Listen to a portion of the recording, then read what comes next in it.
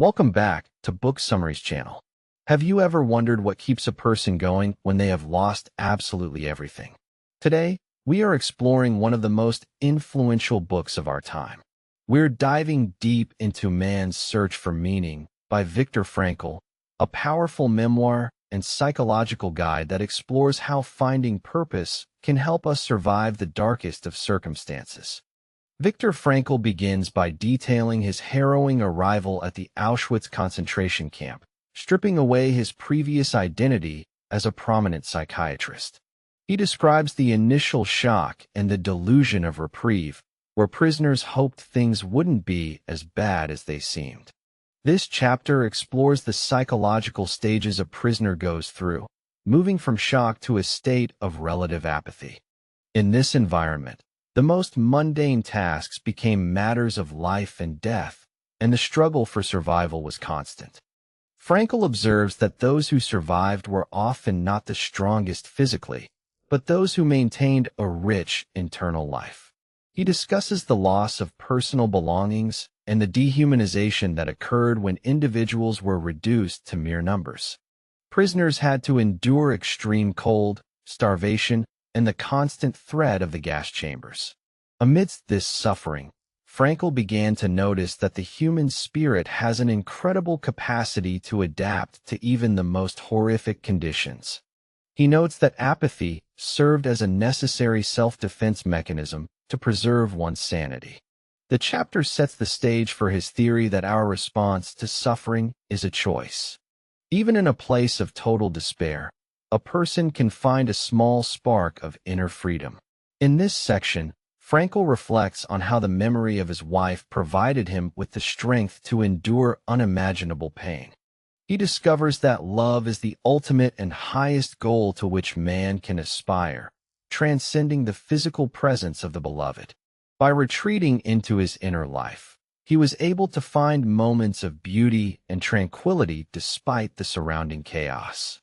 He describes how prisoners would find joy in a sunset or the sight of a bird, proving that the mind can find escape.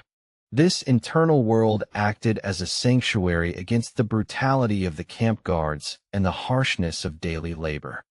Frankl emphasizes that the intensity of a man's inner life helped him find a foothold in the face of his miserable environment. He learned that even when everything else is taken away, the ability to contemplate the image of a loved one remains. This realization became a cornerstone of his later psychological work and his belief in human resilience. The chapter highlights the importance of spiritual freedom in maintaining one's sense of self. It suggests that our internal dialogues and memories are powerful tools for surviving external hardships. Frankl's insights show that mental strength is often more critical than physical endurance. This profound connection to love served as a literal lifesaver for him and many others. Frankl argues that while we cannot always control our circumstances, we can always control our attitude toward them. This last of the human freedoms is the ability to choose one's own way regardless of the environment. He witnessed prisoners who gave up their last piece of bread to others, proving that even in a camp, one could choose to be kind. Those who lost their sense of purpose or a reason to live were the first to succumb to disease and death. Frankl noticed a direct link between a prisoner's mental state and their physical immunity.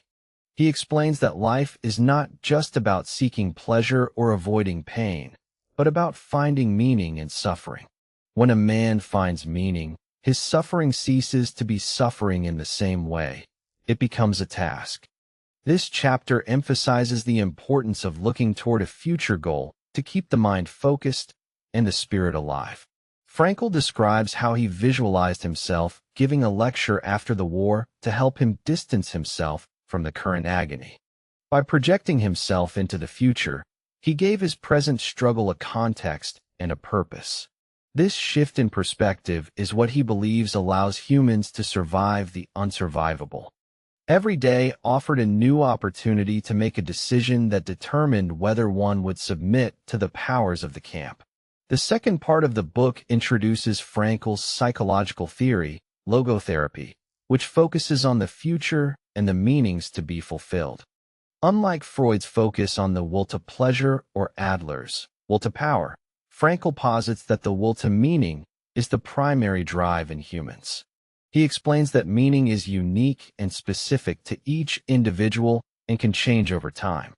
Logotherapy aims to help patients discover their own purpose rather than imposing a meaning upon them. Frankl identifies 3 ways to discover meaning: through work or a deed, through experiencing something or someone, love, and through the attitude we take toward unavoidable suffering. He introduces the concept of existential vacuum, where people feel bored or empty because they lack a sense of purpose. This vacuum often leads to depression, aggression, and addiction in modern society. Logotherapy encourages individuals to take responsibility for their lives and the choices they make. It shifts the question from, "What do I expect from life?" to, "What does life expect from me?" This proactive approach empowers people to overcome their neuroses by focusing on external goals. Frankl's theory remains highly relevant today as a tool for personal growth and mental health. It provides a framework for turning obstacles into opportunities for development. Frankl discusses the responsibleness of human existence, suggesting that we are the ones being questioned by life every single day.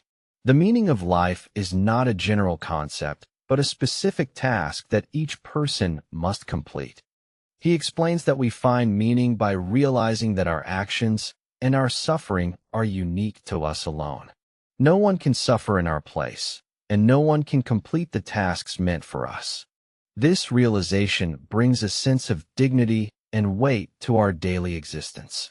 Frankl also touches on the concept of transcendence, where a person reaches beyond themselves towards something or someone else. By serving a cause or loving another person, we actually become more fully ourselves. He warns against the dangers of viewing life as a purely biological or mechanical process. Instead, he sees the human spirit as something capable of rising above its instincts and conditions. This chapter serves as a call to action for the reader to identify their unique contribution to the world. It emphasizes that our time is limited, and therefore our choices are immensely significant. Life is like a play where we are the authors of our own character arc. By embracing our responsibilities, we move away from nihilism and toward a fulfilling life. In the final sections, Frankl revisits the idea that suffering is an ineradicable part of life, like fate and death. If there is a meaning in life at all, then there must be a meaning in suffering. He illustrates this with the story of a doctor who couldn't get over the loss of his wife until Frankl helped him see the meaning in his survival. By surviving her, the doctor spared his wife the pain of mourning him, which gave his own grief a purpose.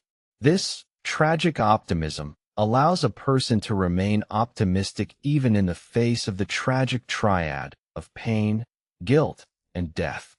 Frankl also discusses the supermeaning, which is a meaning that exceeds the grasp of human intellect. We must trust that there is a larger order even when we cannot see it. The Postscript, added in later editions, addresses the case for tragic optimism, summarizing how to say yes to life despite everything. He concludes that humans are the beings who invented the gas chambers of Auschwitz, but they are also the beings who entered them upright, with a prayer on their lips. The book ends on a note of profound hope and human dignity. It reminds us that we have the power to define our own legacy through our responses to life's challenges. Even in the face of death, we can leave a mark of character and resilience.